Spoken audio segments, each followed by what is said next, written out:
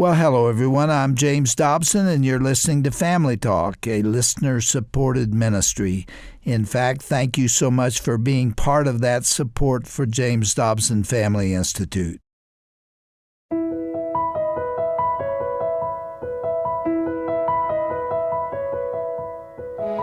Well, welcome back to Family Talk. I'm Roger Marsh. As we begin today's program, let's listen to these words from Isaiah chapter 40, verse 29. God gives strength to the weary and increases the power of the weak. A truly empowering verse indeed, especially for parents of kids with special needs. On today's program, we're going to hear the conclusion of a powerful conversation Dr. Dobson recorded many years ago with his longtime friend Chuck Colson and Chuck's daughter, Emily Colson. Since then, of course, Chuck has gone on to be with the Lord, but the wisdom they discussed in this broadcast still rings true even today. We're about to hear Emily sharing about some difficult times that challenged her as a mom and how she overcame those hurdles with God's love and support. Now, you may, of course, be familiar with the late Chuck Colson. Chuck was the founder of Prison Fellowship Ministries, as well as Prison Fellowship International and the Colson Center for Christian Worldview. His daughter Emily is an artist and writer who now pours her creative gifts into helping her son Max. In 2010, Emily Colson wrote a powerful book called Dancing with Max, where she detailed the autism diagnosis she received for her son and the journey that diagnosis sent them on from there. Today, Max is all grown up. He works full-time helping his mom with her note card and apparel line called Heart by Max. By the way, you can find that online at emilycolson.com. This is a ministry that also features paintings Max has made of a heart or a cross, and they are so colorful and so beautiful. Okay, here now is Dr. James Dobson with his guests Chuck and Emily Colson on this classic edition of Family Talk. Emily, we were talking about your story and Max's story last time and how difficult the early days were. But actually, you told us before we went on the air today that the most difficult moment was when he was 9 years old. And that's when things really got difficult. Explain. They did. At 9 years old, the autism had become so challenging that we could barely leave the house. We couldn't go to the grocery store. We couldn't go anywhere without it couldn't go to becoming, church, really, we couldn't go to church. We spent years at home not being able to go to church. It was just like everything else. We were really becoming prisoners of autism. And I wasn't sleeping because Max wasn't sleeping. And at 9, by the end of the day, I would come downstairs and I would sit in a rocking chair and there was nothing left of me. I would stare at the wall. Right. I didn't want to read. I didn't have the energy to look at a magazine or watch television or talk on the phone. I really wanted it all to stop. And at that time, I found a hole in the wall in our hallway, and it wasn't anything new, really. Max was always bumping into things and damaging things in our house. And I couldn't figure out how that hole happened, and I brought Max over and started to ask him questions, didn't get anywhere, and I thought, I'll bet he put his vacuum cleaner through that wall. He loves his vacuum cleaner, so I opened up the closet door to see if the vacuum cleaner handle fit, because I just had to know how that hole got there. And I realized as I opened up the doorknob fit exactly into that hole in the wall. But Max hadn't done it. I had done it when in the middle of the night, in one of those rocking chair moments, getting up, trying to clean, the shelf had broken in the closet, and that just broke me. And I took that door and I swung it so hard that it put a hole right through the wall. And when I realized that and realized how short life is, even through struggles, it just changed something for me. And I don't know if it was a decision as much as it was a letting go, but I made a commitment that night that I would wake up the next morning and I would say, this is my last day alive. What am I going to do with it? It wasn't, what would I do if it were my last day? I really thought, maybe I can only survive one more day. I couldn't imagine how I could keep going. I knew I wasn't going to quit, but I had no idea how I could keep going with the life we were leading. So that next morning, I got up and we decided we're going to go for life. We're going to live brave.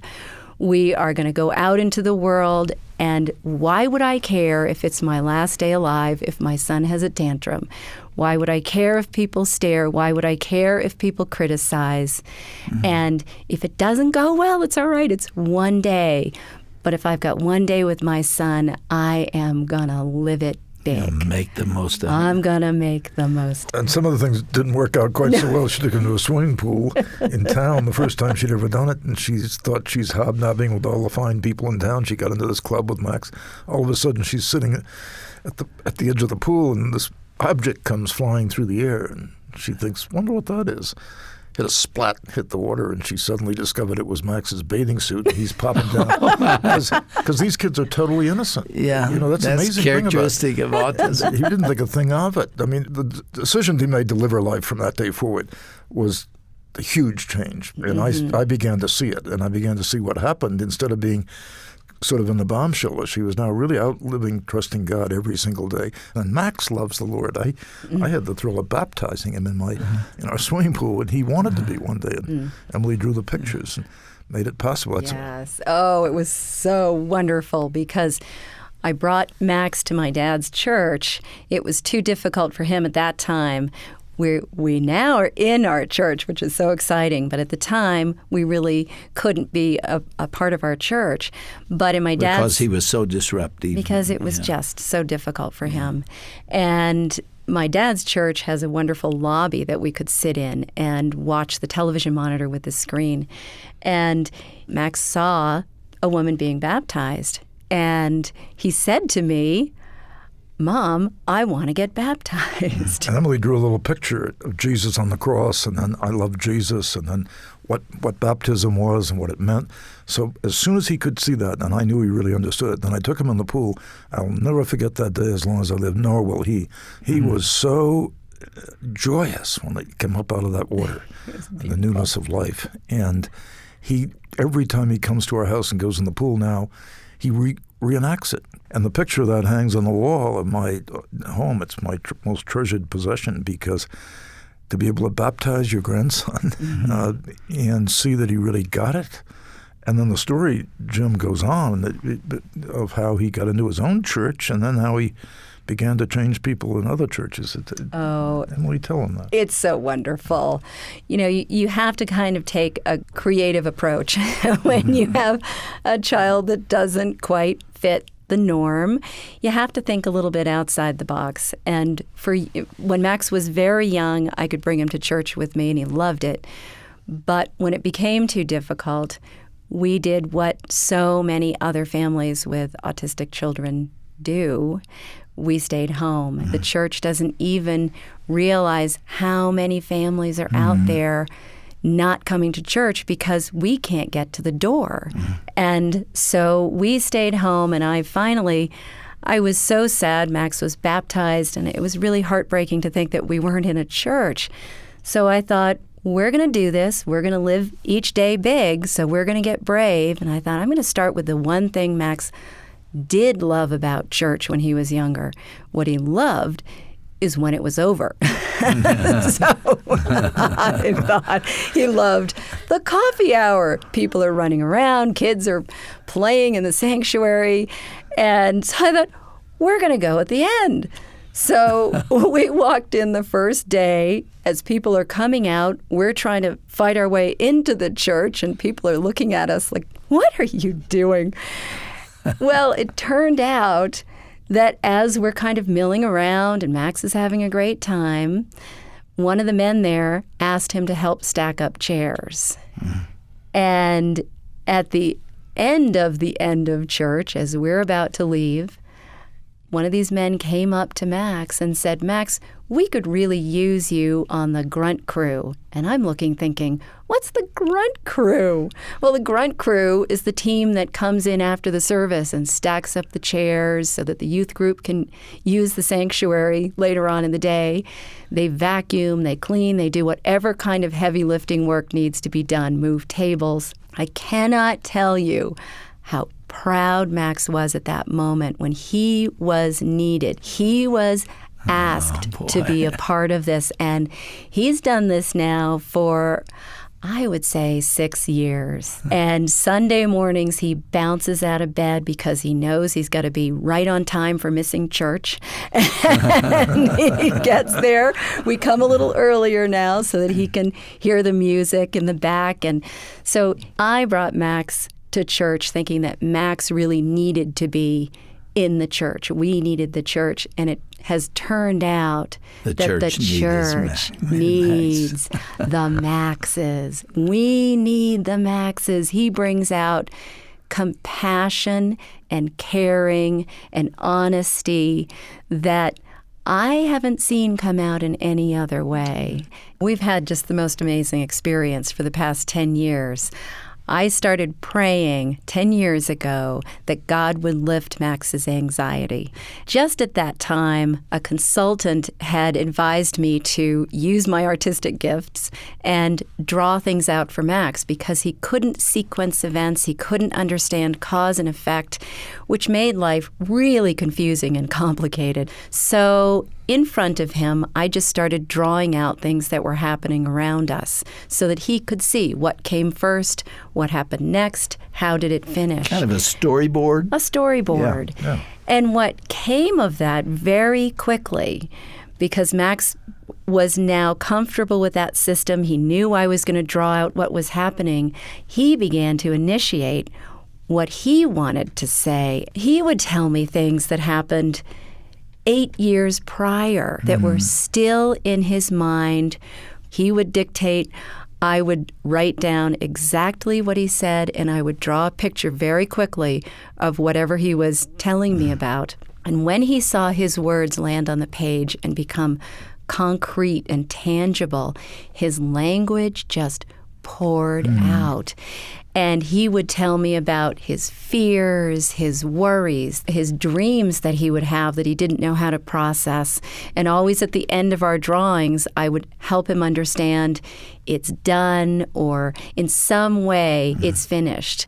We have now about 1,400 of these drawings. And you've kept them. They're in binders, and Max looks at them every single day. He opens them up to different pages. And in the early years when he was worried about something, he would run to his books and he'd flip open the page and he'd say, I need to find CVS. And I knew what was happening. What would have been a tantrum before was now, let me see that memory and let me see that it's all done. And very quickly in this process, in the early years, when he was having so many tantrums, I could bring out a sheet of paper in the middle of the tantrum and say, Max, do you want to have a picture talk? What do you want to say? And I'd sit on the floor instead of trying to hold him or hold on to other objects that might go through the air. I'd just sit with a piece of paper. It was amazing. He would come over and sit beside me and tell me what was on his mind. And it was oftentimes nothing to do with what was going on during that day. It could have been a memory from 2 years before that was swirling through his mind, where a typical kid might say, Mom, I really didn't like that thing that happened. I'm worried about that. And the mom would then reassure the child. We couldn't do that until he could begin to speak and watch his language pour out. I realized that was God answering my prayer for anxiety, and he had already given me the artistic gift. And then he gave me Max, who learns and processes visually. Emily, you must feel good about the job that you have done with Max. You talked about the early days where it was so difficult and so hard, and you didn't understand what was going on. And through the Lord's help, you have come to a point where you know how to communicate with this boy? There have been so many gifts along the way. I think I am truthfully a mom who is still making mistakes, a mom who is still learning.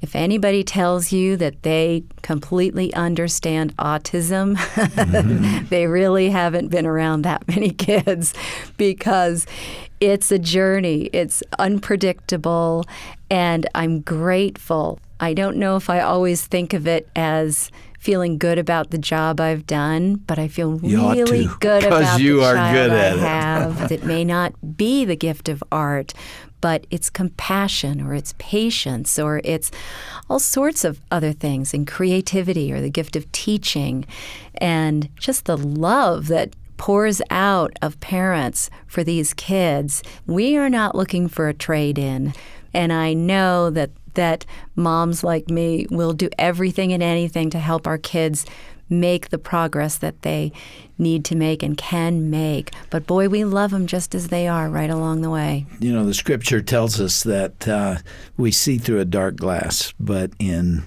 the time to come, we will know even as we are now known. And Max is going to know someday. He's going to understand everything that's confusing to him now. And you're going to share that with him. And we're going to be dancing even then. Along that line, Emily and Chuck, we're coming down to the end of this second program that we've done together. And I would really like for you to address those people out there that are breaking in half today. Those people who have gone as far as they could go.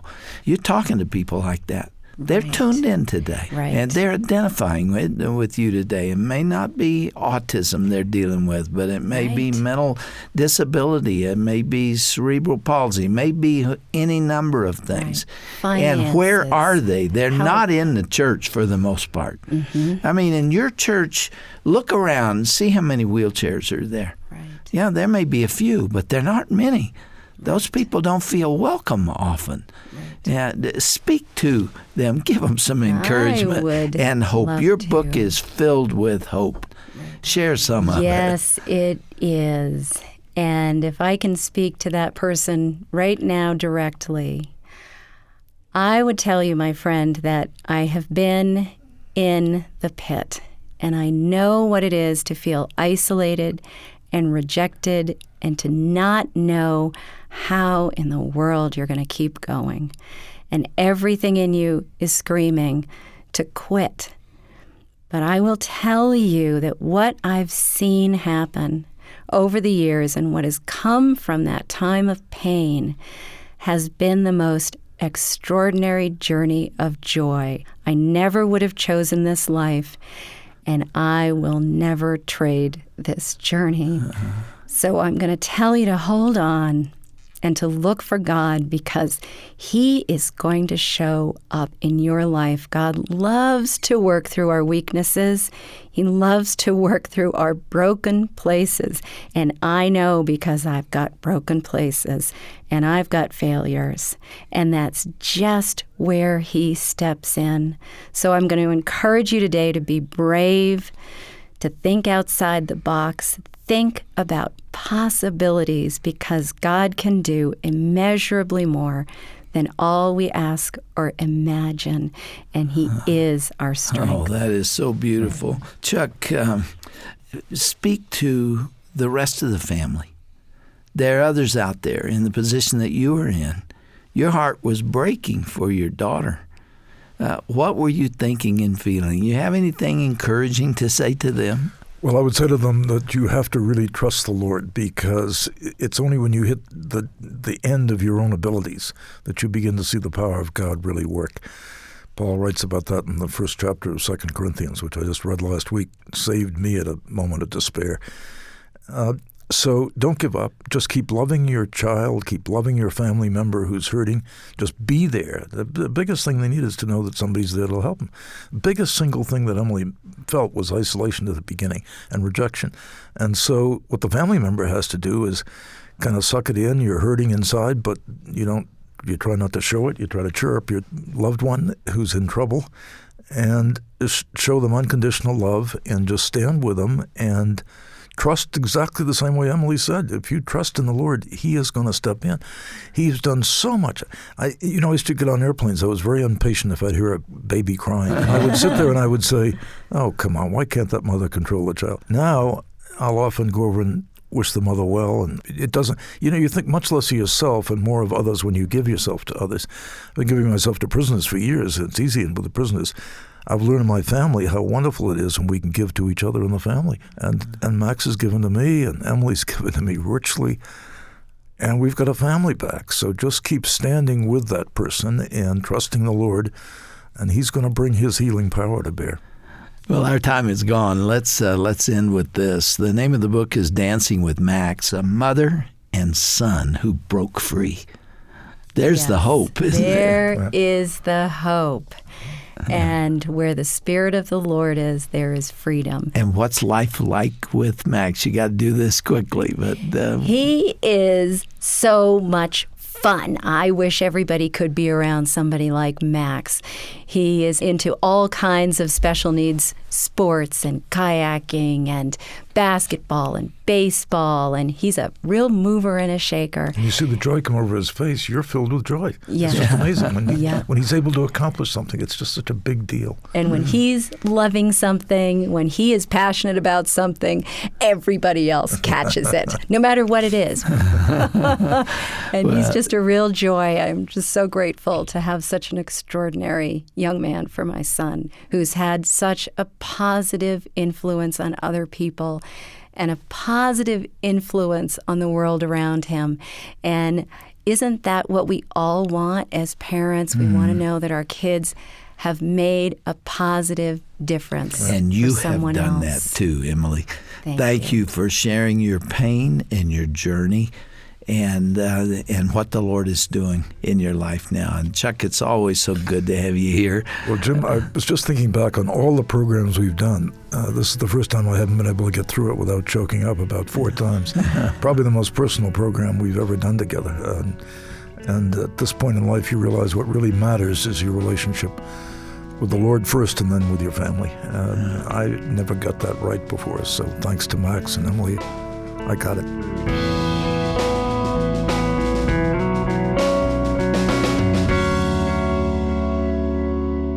Well, what a very personal glimpse inside the heart of the late Chuck Colson and his daughter Emily Colson here on Family Talk. Remember, if you missed either part of the conversation over the past couple days, you can always listen again at drjamesdobson.org/Family Talk. You can also easily listen to and share our programs from our official Family Talk JDFI app right from your smartphone anywhere you are. Now, if you're a mom or a caretaker of a child with special needs and you're struggling with the day-to-day uphill battles, here at the Dr. James Dobson Family Institute, we are here to support you with a valuable resource. It's a 2-disc CD collection called God's Plan for the Overwhelmed Mom. On it, you'll hear a conversation Dr. Dobson had with his special guest, Sarah Parshall Perry, about her struggles as a mom of 3. And I should note that 2 of her children are on the autism spectrum. They have Asperger's syndrome. It's quite an encouraging conversation, and we definitely think you'll enjoy it. Now, we'll be happy to send you this 2-CD set as our way of thanking you for your donation of any amount in support of the Dr. James Dobson Family Institute. Remember, we are listener-supported, and we greatly appreciate your prayers and financial support. So go online to drjamesdobson.org, hit the Resources tab, and then once you're there, hit the Store button, and we'll thank you for your gift of any amount in support of JDFI today by sending you this 2-disc CD collection, God's Plan for the Overwhelmed Mom. I'm Roger Marsh, and you've been listening to Family Talk, the voice you trust for the family you love. Have a blessed weekend.